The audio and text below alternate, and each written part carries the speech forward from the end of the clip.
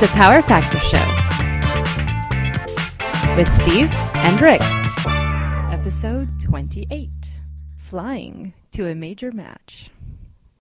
Gun Rights Radio Network has the best pro-Second Amendment, pro-gun rights podcast available on the net. The podcasts are absolutely free when subscribing using iTunes or Zune Marketplace. Or if you want, you can just listen from the website. Make sure you visit gunrightsradio.com to subscribe. Podcasting freedom, one episode at a time.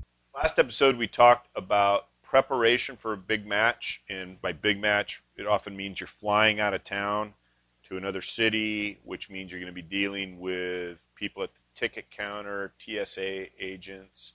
And when you're flying with a gun, there's some precautions you need to take, and we've got some tips and whatnot. So, Steve? Yeah, I would probably say when in terms of flying with firearms, you want to obviously make it or get to the airport maybe a little bit earlier than what you normally would if you're just flying generally to any place, any given place or whatever, because of the fact that you got to deal with the transportation of firearms, you get to deal with TSA and all that stuff. One thing I would probably say to start things out is that you want to choose your words carefully when you come up to the desk agent where you need to declare your firearms. Typically, I like to say that I need to declare it. You do have to check the bag that's got the gun in it. Yes. Yeah, you cannot carry. Obviously, I mean, if it isn't obvious? clear, You read in the paper all the time about people who it's not obvious. All the time? Occasionally. Okay. So you have to check the bag that's got the gun. Has to be in your checked baggage. In it. Right.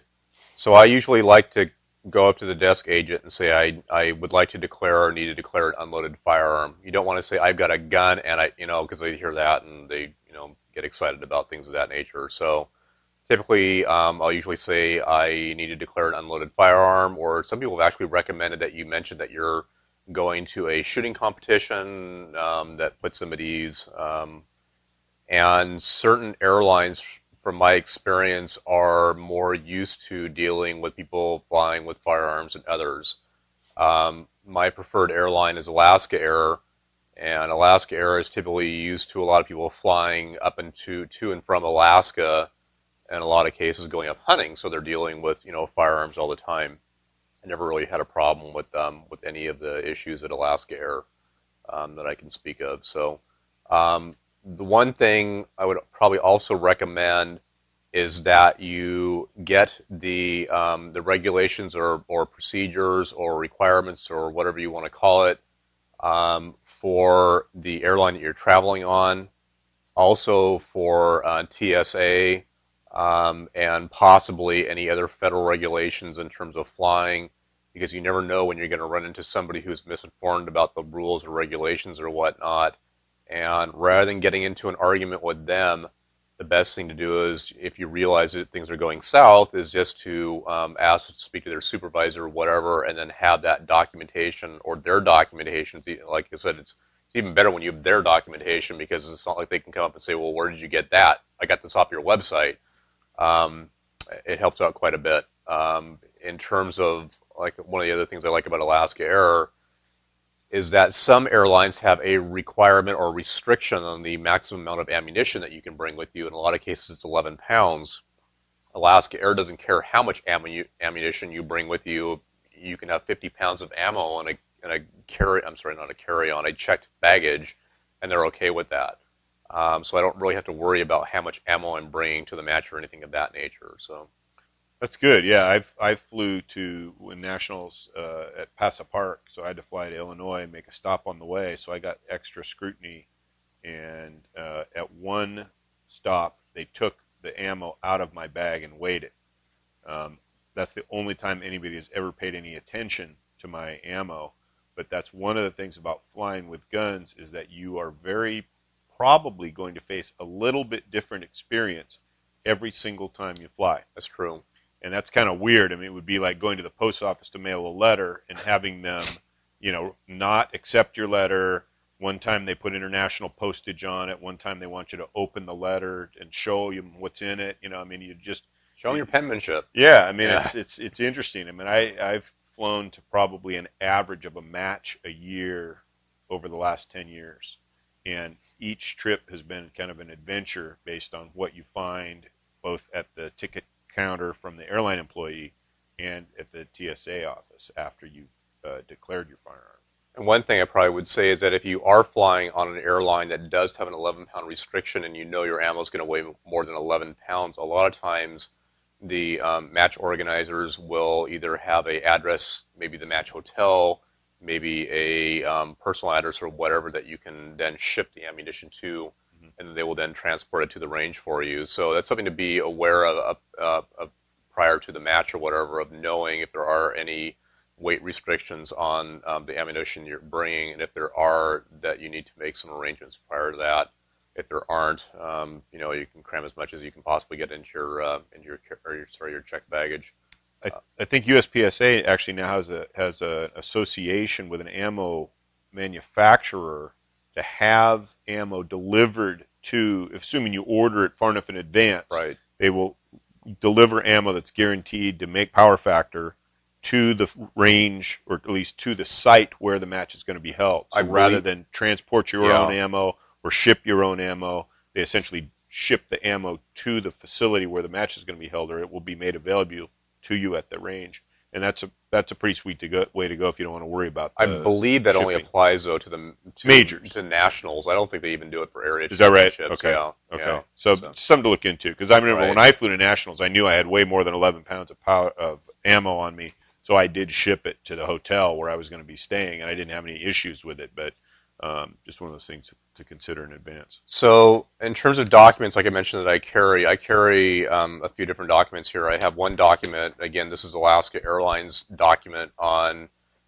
baggage acceptance, and it mentions in here about basically transportation of firearms, transportation of ammunition, where it can be, their requirements. Because again, TSA has requirements, and the airlines can have, to a certain degree, more restrictive. I mean, TSA doesn't say how much ammo you can bring or what it can weigh, but the different airlines will say that. So again, I keep that document with me. The next document I carry is, and you can get this all off the website or the TSA or different websites, Alaska website, Delta, United, whatever. But this document is basically the TSA's requirements and restrictions on transportations of firearms, what the requirements are of how to handle, the locked baggage, locked cases, requirements for that, requirements of ammunition, packaging, and so on and so forth.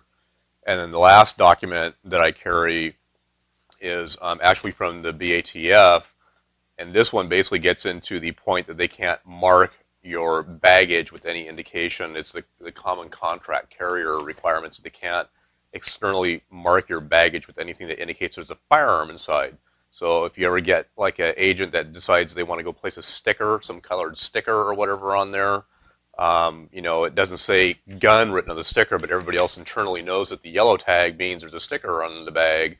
I'm sorry, that there's a gun in the bag or whatever. So if you start seeing something funny like that happening, you can start questioning them on it and make use of this sort of stuff here. So since we're on the subject of ammunition, the ammunition requirements are, I probably should look here at the original TSA document. It says like factory style or factory cases. Let me see. Travelers must securely pack any ammunition in fiber, such as cardboard, wood or metal boxes, or other packaging that is specifically designed to carry small amounts of ammunition. So what I've seen a lot of people sometimes do is they'll go off, let's say you're shooting 40 Smith & Wesson or whatever, and they go to the range and they find all the old, and it doesn't have to be 40 Smith & Wesson, I mean, whatever you can get the ammo into, but it could be like 45 ACP. But they'll get boxes, factory boxes that people have thrown away of ammunition and put their ammo in that and carry it in that.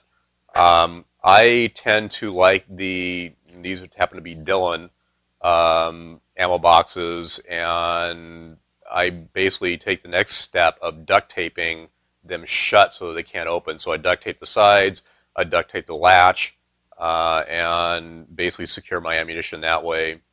Again, trying to leverage off the comment about ammunition boxes designed to carry small amounts of ammunition, and I figure this is a box that's designed to carry a small amount of ammunition, and have never had any issues or anything like that.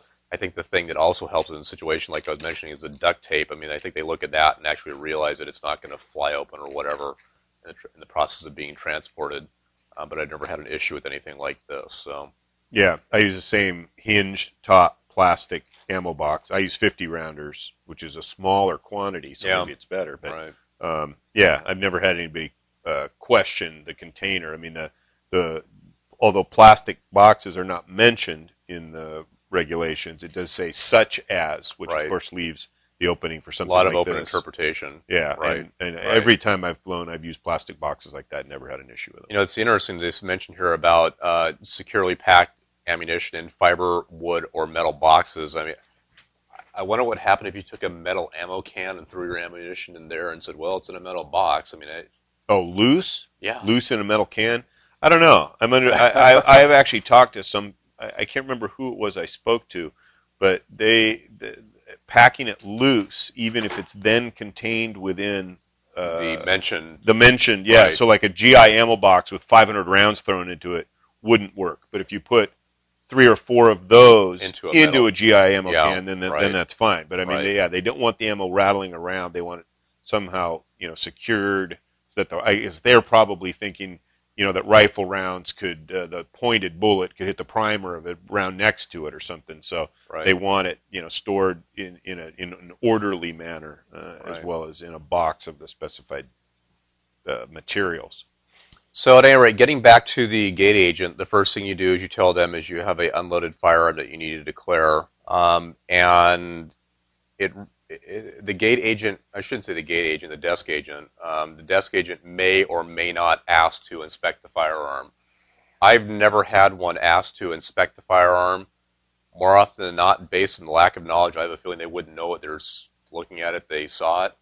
Yeah, that's a firearm. Yeah. Yeah, I'm not really sure what the purpose is, but I've also heard similar stories of them wanting to see what's in the case, Right. and I'm not really sure what the motivating factor is, but you might face that, Yeah. In fact, I've even asked, I said, do you guys want to look at this? And they're like, no. which is a good answer. Yeah, yeah. So at any rate, the next thing they're going to have you do is fill out a firearms declaration form. And the funny thing about this is the instructions of where after you fill out the form, you give them a copy, they give you a copy, and they'll tell you either one of two things. They'll tell you to put it in the case with the firearm, or they'll tell you to put it on top of the case with the firearm. In your bag. In your check Yeah, bag. the gun has to be in a locked case within your luggage. Right. So you've got the gun is going to be inspected by the TSA, and you've already got a form from the airline. And so it seems like the correct thing is to put it on top It is. of the pistol case, Right. which is within your luggage. And in fact, we went to a match once where the desk agent, I think, told somebody in our group, Rick and myself and possibly one or two other people were all flying together, and the desk agent said, put it in the case with your gun. And somebody... Literally in the gun case. Yeah, in the gun As case. opposed to just I mean, that's a phrase that could be interpreted in a number of Right, ways. But in right. this case, they actually wanted them to unlock the pistol case and put it in there with the pistol Right. before the TSA agent looked at it. And I elected not to do that. I put mine on top of the case. And when we got to TSA, the guy basically pointed out that the person who put the declaration in the case with the gun was doing it wrong, because the problem is that if you do that and somebody down the line decides to open up your check bag for whatever reason, how are they going to know whether you properly declared it or not, short of cutting the locks on your case or opening the locks on your case and diving into it and seeing if you have or haven't? If it's on top of the case, they can immediately see at least you comply with that part of the law that you have already declared the firearm. But if they can't see it, their only option is at that point, because at this point they're assuming that you haven't, they're going to go into it and see what's in that case, what's in the case. They've already x-rayed it, they've already got a good idea, but they're going to see if you've at least violated the law and not declared it or not. So again, my recommendation is no matter what you're told, and I've been told by TSA to always put it on top of the case. So let's talk cases. I think that's a good point to discuss at this point. What is the requirement? What exactly does Well, it say there in terms of? It's the interesting pistol you should case? mention that. So it says the container must be locked. The firearm must be in a hard-sided container. Okay, that's hard. The container must be locked. A locked container is defined as one that completely secures the firearm from being accessed. Cases that can be pulled open with little effort cannot be brought aboard the aircraft. Federal regulations prohibit unlocked gun cases or cases with broken locks on aircraft. Okay, so pulled open with little effort. Mm-hmm. Actually, I have not flown with this particular case, but this is similar to the one that I have flown with. I brought both examples here because they're of similar construction. These are factory-provided pistol cases. In this case, pun. This case, this is a Colt case. This is a Springfield Armory case. Similar construction, fairly hard plastic with the built-in plastic hinge along the back. And the lock, as you'll see, is offset to one side of the handle. And it was brought to my attention by the TSA agent the last time I flew that because there's a single lock that's offset to one side, that the side that does not have the lock on it could conceivably be pulled open sufficiently to get access to the gun. And it's interesting here that their comment is that it can be opened with little effort. So how do you define little effort? I mean, you saw me fiddling around with it here, but I mean, this is not much of an impediment to getting the case open. And if you were really horsing it, I suspect you could probably drag the gun out through there. But I guess TSA's main concern is that the guns stay in the case, so that nobody has access to it before I can pick it up again.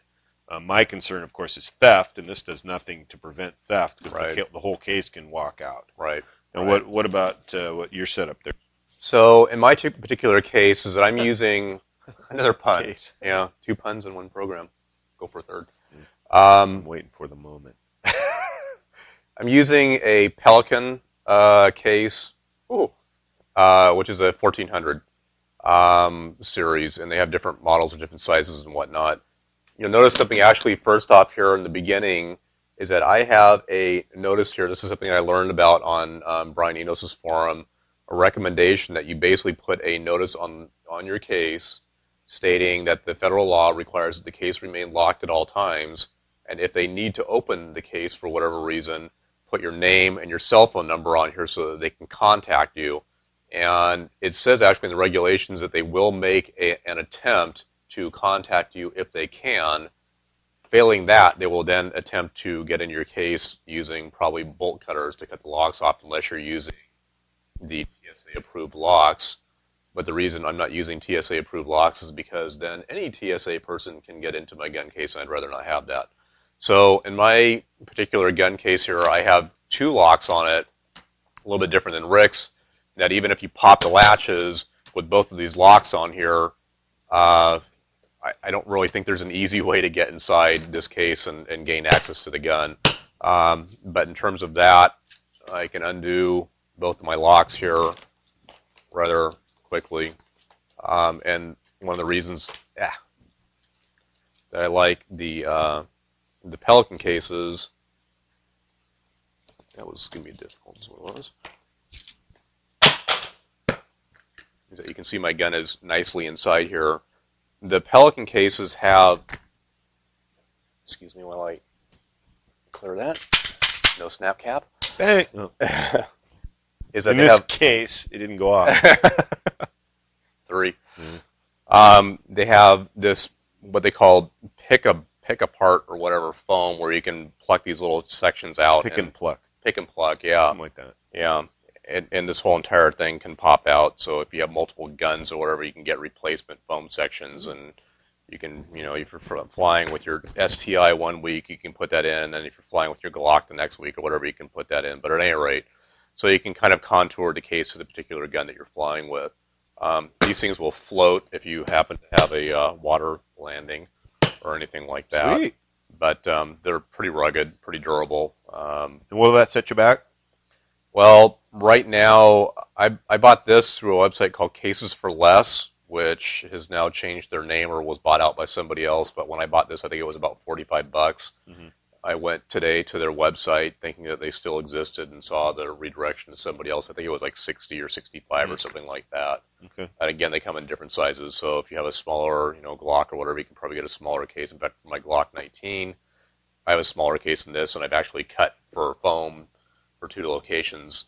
You probably put 2 Glock 19s in that one. Yeah, you probably could. Yeah. And the reason I don't have mag placement, cutouts in this is because of the fact that for my STI, when I'm going to a match, I'm carrying probably like 5 or 6 magazines.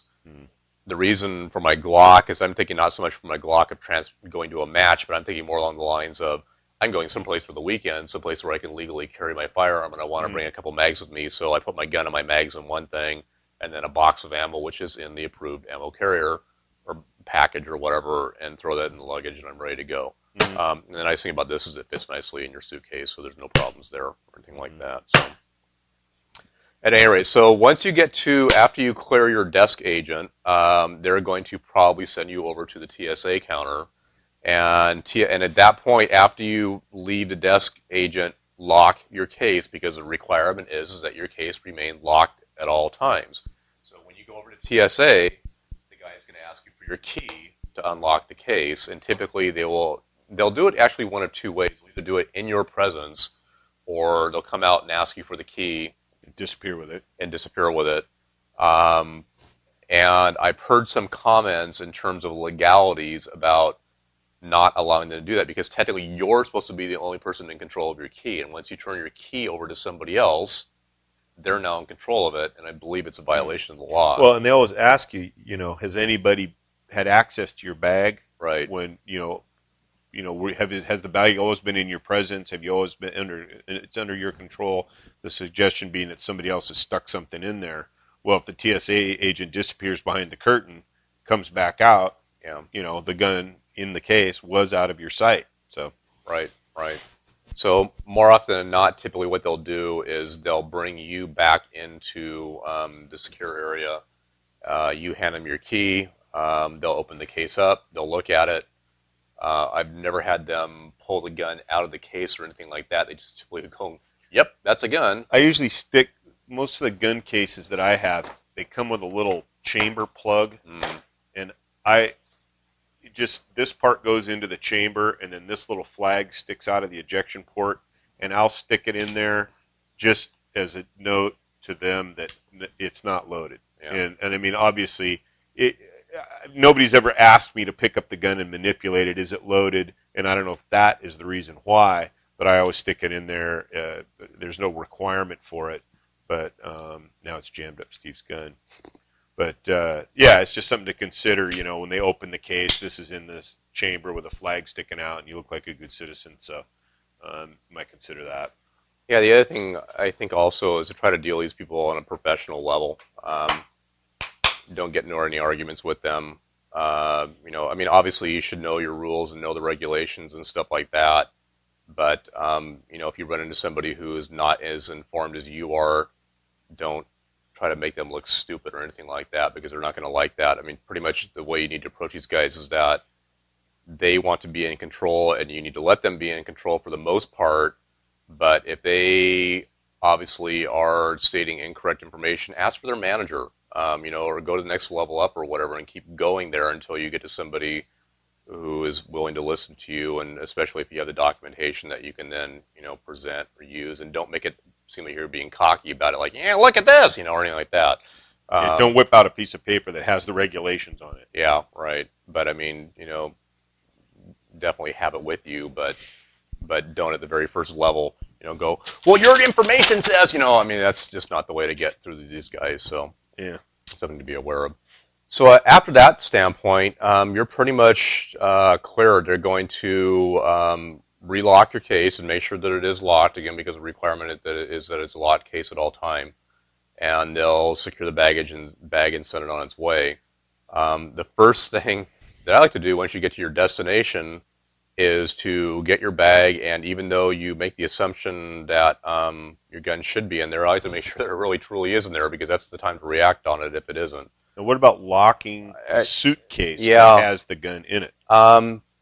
That's an interesting point, because I typically don't lock my suitcase. because I know that somebody's going to go inside and going to want to go inside or whatever.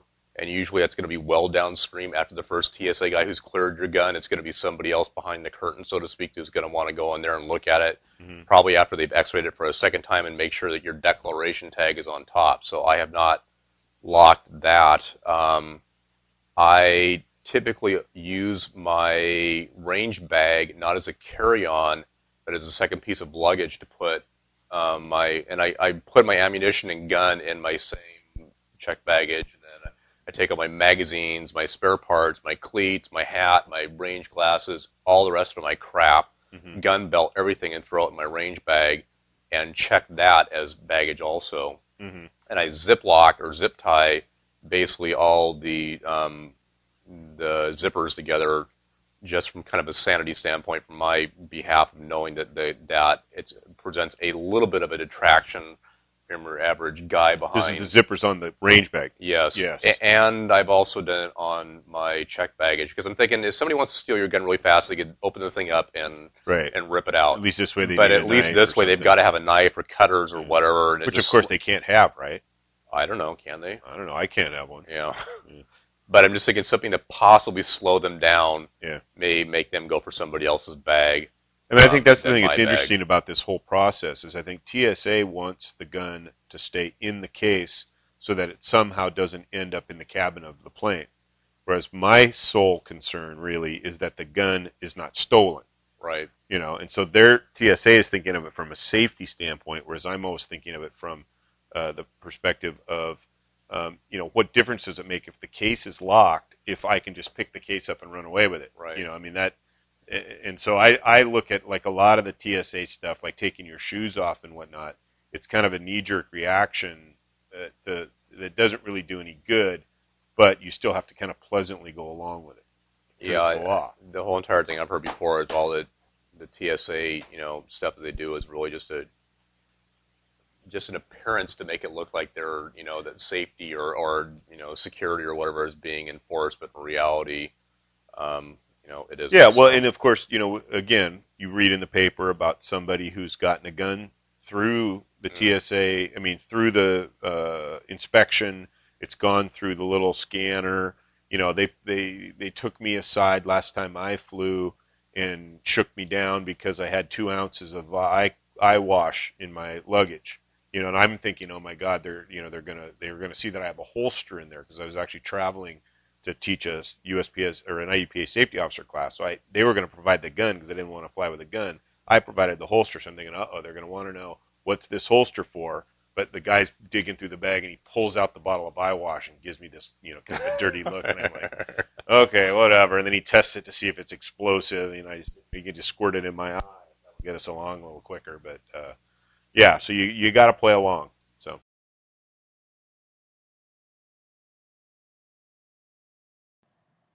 Hi, folks. Bob Main from the Handgun World Show. The reason I carry a gun is because I can't carry a cop. Just wanted to make a quick video here and let you know that I am teaming up with these guys here at the Power Factor Show.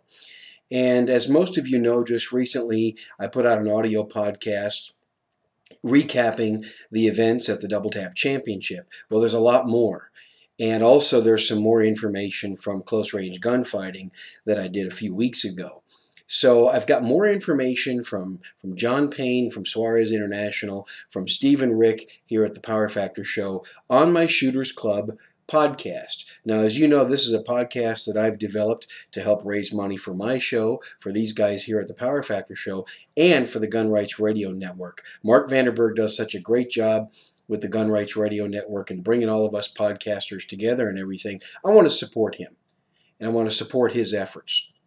So your investment gives you a couple of hours of really good information. It will make you a better shooter. It will make you a lot better at defending yourself with your handgun. You'll get some good ideas. You'll get some dry fire practice ideas. You'll get some competition ideas, some mindset ideas for concealed carry, and a whole lot more.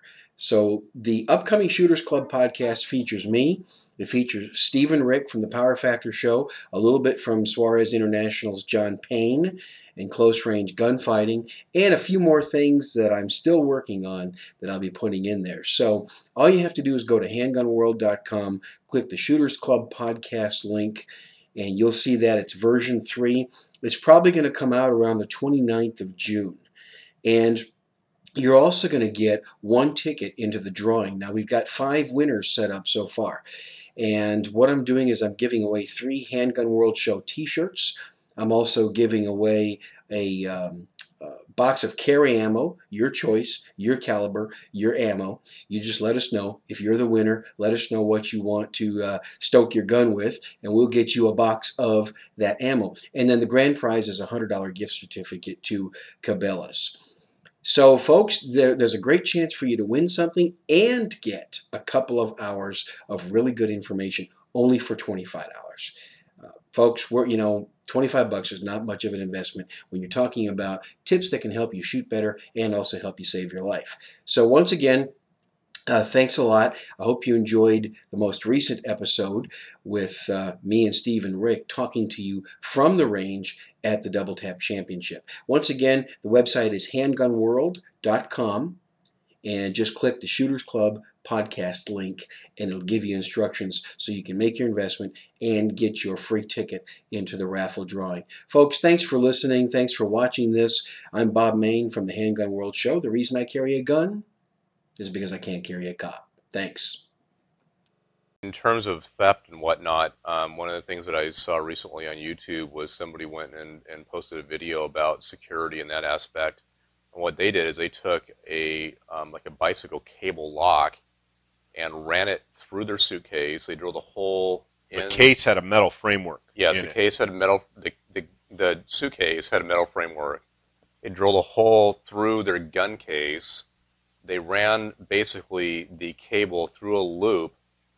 Through the trigger guard. Through the ejection port. Yeah, they opened the slide, opened that up, ran it through that, and basically completed the loop back to the suitcase, so that even if somebody opened your suitcase, they couldn't steal the gun case, nor could they steal your gun out of the gun case, because the whole entire thing was basically all tied together. True, if somebody had bolt cutters and they want to spend enough torch time. Or something. Yeah, really. But it was nice because it took care of both the TSA regulations right. and the desire to not have your gun stolen from your bag. Because the fear, like you were saying, is that somebody can just, open your bag up, grab your gun case, run away, and then spend as much time as they need to, in the getting through the locks, at the slowest pace they possibly may want to. But they, they've got the goods basically, and they can go off and run and hide it or whatever the case may be, and at their leisure, cut the locks, torch them, bust the case open, and do whatever they need to do. Yeah. But with it secured to the case, it's now they've got to basically defeat your cable system or whatever, and chances are they're not going to spend the time to do that. Yeah, a little bit easier to sneak your whole suitcase out of the airport than a gun case. Right. Yeah. So what else? I think that covers it. Other than our favorite, when traveling to a match. Be sure to include your miniature targets. Miniature dry fire targets. So that's something else I carry in my suitcase. Is I have these little mini 1/3 size dry fire targets that are white and tan, so you can set them up as no shoots. Don't write TSA agent on it and then put it in your bag though. Or the other thing that I actually made the mistake of doing and didn't get called on it, but I put these up on the headboard of the room that I was staying in, and then forgot to take them down. And then the maid came in during the day, and I'm sure made the room happen to see these. Yeah, so right. At least I didn't. So also don't write day manager or anything on them either. Yeah, you may find more than just the room service there when you get back from shooting at the match. So, at any rate. So that's it. That's it for flying with guns. In the post 9/11 world, it really is not that difficult. It can seem kind of daunting, but just get your ducks in a row. And I've never really had any problems. I've heard of people having extensive problems. Remove the firing pin. Various issues, and I think if you just read the regulations, and some of it is company regulations, it's not law. The airlines have their own regulations that you have to follow. like Steve mentioned that the 11-pound ammo limit is not a federal law. That's just the requirement of some airlines. But be familiar with both.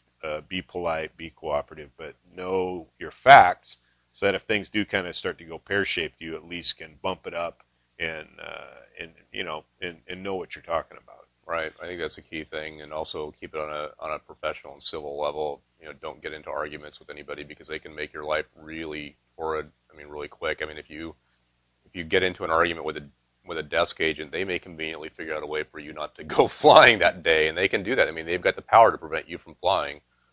They can make sure that you don't get on a plane for whatever reason they can possibly drum up. So, you may be right, but in reality, when it comes down to it at the end, that they're in control, and unfortunately, you need to realize that. So, and the TSA agents probably have the same authority over you as the desk agents do. So, you kind of got to roll with the punches, so to speak. So, okay.